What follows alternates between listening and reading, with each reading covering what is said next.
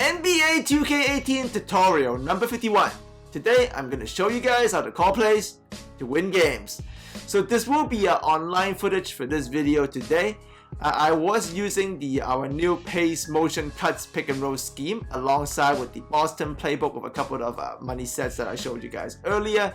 And as you can see, both the scheme and the plays are doing very solid, giving us very good numbers across the board on both ends of the court. So for this tutorial, we will be focusing heavily on pick and roll recognition, and at the same time play calling and when to call certain plays and certain pick and roll angles. Now, knowing which pick and roll to run, either from the middle and the wing, or which set to call in certain parts of the game, it's gonna win you games, and that's crucial.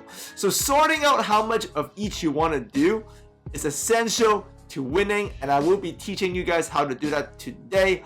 So there will also be a discussion on how many 3-point heavy sets do you really want to call in an online setting when the games are only 20 minutes long. Do you want to be paint heavy or 3-point heavy? We'll talk about that also at the end of this tutorial. So you can see Ben Simmons doing great online, our system is working. So this was my first online game with our new 2K18 pace motion cuts freelance and scheme. I want to show you guys this video because I want to teach you how to divide possessions between pick and roll and plays and how to do it correctly. So make sure if you don't know the freelance and the scheme and the plays, watch tutorial number 49 to number 50 on my all tutorial playlist to learn the plays and the spacing, okay? So first things first, I am using the Sixers here, and one of the best things you can do in pace motion cuts is run a middle pick and roll between your two best players. So in my case, Simmons and Embiid, a good handler and a good diver. This is the backbone of your offense. And once you have run enough middle pick and rolls, you should make sure you also run these wing pick and rolls out of pace motion cuts after calling quick post up like I showed you guys in the previous tutorials. Keep it between your best handler and your best roll man. Use your fundamentals, play out that spacing, and mix them up. And you can see I'm actually using D-pad to trigger the quick post up here just to show you guys how to do it on both Xbox and a PS4. And this is actually a twist now because I have gotten used to the Simmons and the Embiid pick and roll, so I sneak in a one between Saric and Embiid and it's still working. Now lineups is always going to be the reason on what you call and why you call it. So lineup always control calls. So you can see the lineup here has changed because I've subbed in different players. So now I'm doing Bayless, Redick, Covington, Amir Johnson, and Joel. With Simmons out of the picture, so I need to run, pick and rolls with more motion because I don't really have any good handlers on here right now. So I'm going to rely on having Covington, and you can see me running the post hand-off middle pick and roll. The extra motion is going to help Covington because his handling is not that great. So that is I got the open spacing with patience there. So that is a very, very good play call with the correct lineup with the extra motion. So you can see in this clip, I still have Simmons off the floor, so I don't really have a very good handler. So that's why I want to push the pace. You can see I'm really pushing the ball under the pace. I'm trying to get a transition middle pick and roll as quickly as I can with the defense moving. If your handles are not good, you can still run pick and rolls, but make sure, you see I delay there, make sure you keep the pace up so you help out the lesser handlers to do good work. So you can see the lineup once again has switched here. This is a full bench lineup, no Embiid, no Simmons, with Okafor as the focus because I am in pace motion cuts. I am going to call a quick post up every time like I showed you guys in the previous tutorials. But with no good handlers on, the play call here has to be a focus in the actual post up. So I called a post up to actually run a post up for once because Okafor is a good post player. So this is the same spacing but a different play call based on a different lineup change. So that is another good play call right there. So you can see with the good play calling, we're blowing him away, and rightfully so. We have a very good percentage on offense because we're calling the right calls. So here you can see the starters are back on the court. This is the beginning of the second half. So I've already established that Simmons and Embiid pick and roll is deadly here. Covington has been doing a good job as the secondary handler, so I'm going to give him another opportunity, but I'm also going to keep the motion up because it's Covington. So the play call is to get it to Covington, but keep the motion up and beat Rosen, and because he's a star, he helped me finish even though Covington did a bad mister. It was still a good shot. Because I'm still involving one of my star while giving another opportunity to Covington just to give Simmons a rest. I'm still playing it right, I'm still calling it correct, and Embiid is doing great, so that's good offensive efficiency. And with Simmons back in the action, now we can flow back to this dominating pick and roll, which I have not been abusing too much. Ooh, reverse dunk with the play calling because I've been involving Covington, I've been involving other players, I'm attacking in different styles, and now Simmons is still doing great because of that mix. And the mix-up and the versatility is great. So you can see, once again, it's a different lineup now with Embiid off, but Simmons and Covington still on with Amir Johnson as the big. So my lead handler is still on the court.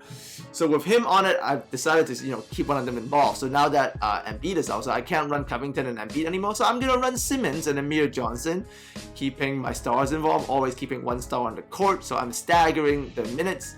And then one more thing I want to mention, layup along the baseline is OP. So you can see Lulukawe here. He's not very good, but he gets the layup there.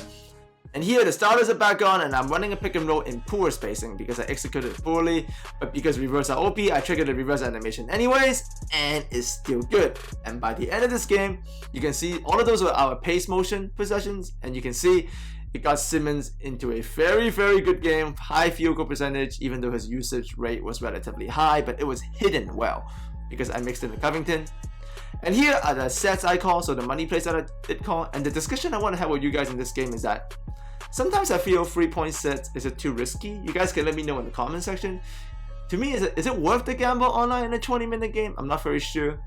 Here is actually 2 sets that I did run this game to test out this, conundrum that I have. Quick Free Horns is a 3-point money play set, as you guys know, and Fist 1-5 wide from the previous tutorial is a paint heavy pick and roll set that you guys also know about. So one is a paint heavy set, one is a 3-point heavy set. And here you can see me running Fist 1-5 wide. So obviously, I just didn't run pace motion cuts pick and roll out of quick post up in this game. I also mixed in these sets, so you can see the set possessions here. And this is the one I taught you guys about, the extra swing pass leading to the double screen. And this is a paint focus heavy attack for Simmons and Embiid. So this set is intended to score paint points. So in this instance, Embiid is out. So I'm calling a 3-point heavy set just so if I can see if I can get in a 3-pointer in the game because I have a pretty decent lead. So I'm calling a 3-pointer play for Bayless, but because of the way I mix up the plays, like the sets I like to find, this is actually a 3-point play and a paint play. So even though I call a 3-point play, I ended up taking the paint option. So I do think the paint option is more important. As you can see me in this instance, this is a different lineup. Simmons is off and Embiid is on. So I'm running a 3-point play this time for Covington. And Covington is a great shooter, so I'm not giving him pick and rolls. I'm giving him an open 3. Wide open shot, good execution. But I missed it, so that's a gamble that didn't pay off. And you can see here, again, I got the starters back on the court. So Redick is on, who is a knockdown shooter, one of the best shooters in 2K, but I decided because the starters are back, I'm going to first run a Fist 1-5 wide because Covington missed that free ball. I didn't feel like I want to use Redick 3-point set to give him the 3-point shots. Instead, I just take these Simmons reverse dunks because reverse dunk is also very powerful. So I ended up taking the paint option again, even though I was up by a good amount of points. I was up by 10 because Simmons is doing great. And here I'm calling Fist 1-5 wide again, and this time it also got me a very good switch. So once again, I'm focusing on the paint. I'm doing an extra pass to trigger the double screen.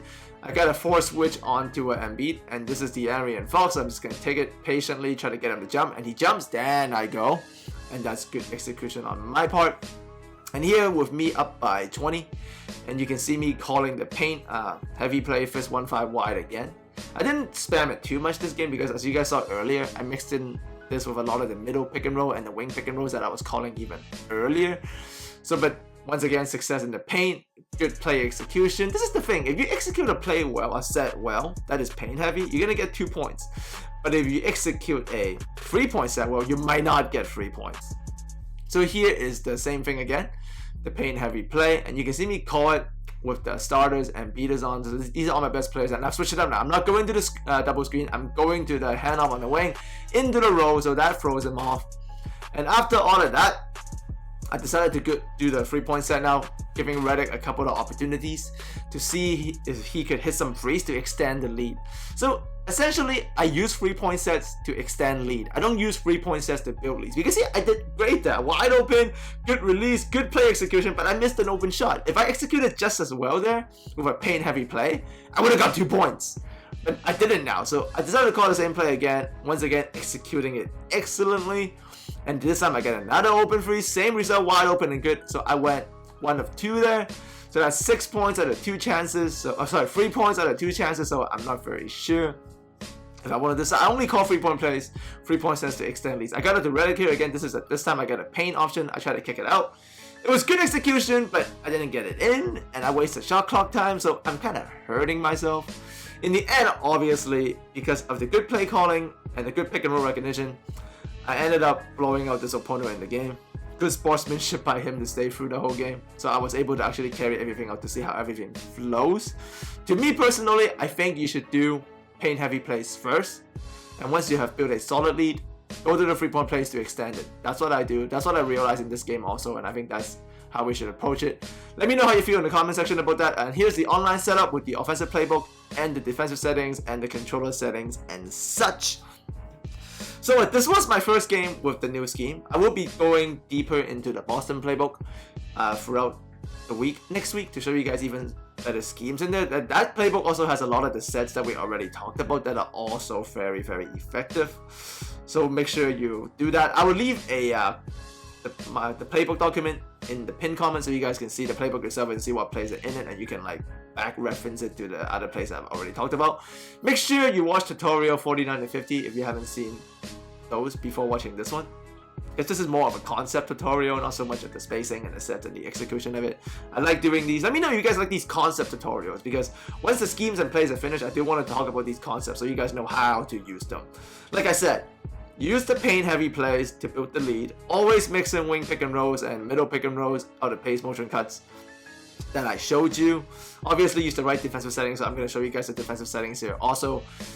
And probably a defensive tutorial coming out next week too, with some new fundamentals and some new settings I have been using. But like I said, use the paint heavy plays and the pace motion cuts, quick post up pick and rolls to get you the lead. Build a lead. Like, it doesn't have to be a big lead. It could be like a 3-point lead, a 4-point lead. Just build a lead to a point, I guess a 2-possession lead, where like if you call a 3-point set, even if you miss the 3-point shot, you're still up 1 possession, right? Even if you give up a point again, you still have that 1 possession up. I suggest don't call 3-point sets unless you are up by 2 possessions, because you saw me there.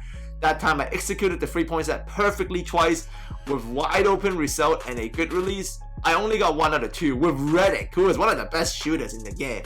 And that's not a bad result either, you gotta understand. Like, I'm not expecting to go 2 of 2, right? 1 of 2 is pretty good. So, but that's 3 points out of a possible 4 that I would have got if I executed the paint plays just as well as I did with the 3-point plays. So let me know how you feel about that debate or this conundrum in the comment section. I would like to hear you guys your thoughts. As always, thanks for coming by. Enjoy your weekend. I'll see all of you next time.